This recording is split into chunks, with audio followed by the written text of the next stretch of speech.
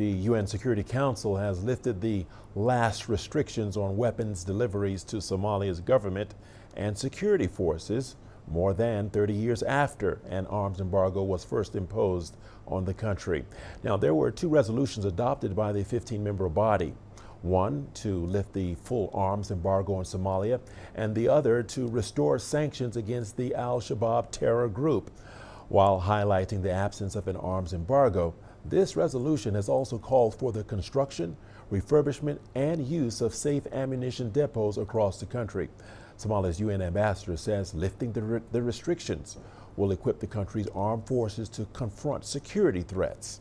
The Somali government has been battling Al-Shabaab militants who have been waging a 16-year insurgency in the country. AU peacekeepers have been backing Somalia in its offensive against the militants. However, they have been withdrawing from Somalia in recent months. The remaining troops are expected to leave by December 2024. Let's see if we can bring Mohammed Kahia into this conversation. Mohammed Kahia is in Mogadishu and has some reactions for us. Mohammed, how important is the UN Security Council's decision to lift the arms embargo that had been slapped on Somalia for decades? Mohammed? Well, Richard, it is a very, very important decision indeed, as well as far as the peace and security of Somalia and the entire region is concerned. Remember, this arms embargo was one of the longest at the history of the UN Security Council, almost 32 years old. Now, the Somali government feels that the lifting of this arms embargo is very crucial to Somalia's quest for peace and stability, especially in the fight against armed group Al-Shabaab, which has been ongoing for the past decade.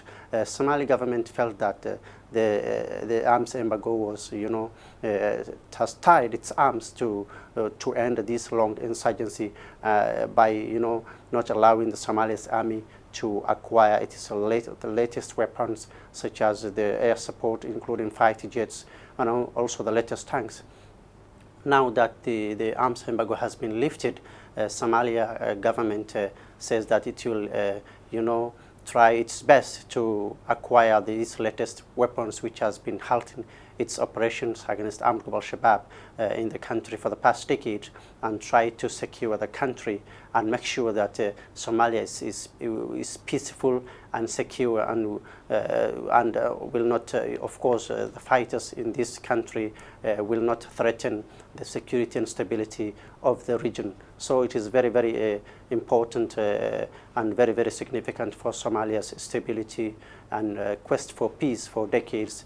And the Somali government says now it's trying and working hard to ensure that the Somalia's armed forces will acquire the equipment they need from its international partners, as well as its allies across the globe, to try and continue the fight, ongoing fighting, which is very historic for Somalia's peace and stability. All right, Mohammed, I think important points that you've made, and I know you've touched on this question a little earlier in your previous answer, but let's talk about how the government of Somalia has reacted to the Security Council's decisions. What more can you tell us? What more can you expand on? Well, the reaction has been very, very positive and optimistic from the government officials, starting with President Hassan Sheikh Mahmoud, who termed this decision by UN Security Council of lifting the arms embargo as historic. President says that the government of Somalia will safeguard the trust bestowed upon his government by international community, and it will work hard to strengthen its weapons restorations and maintenance, and also control mechanisms across the country.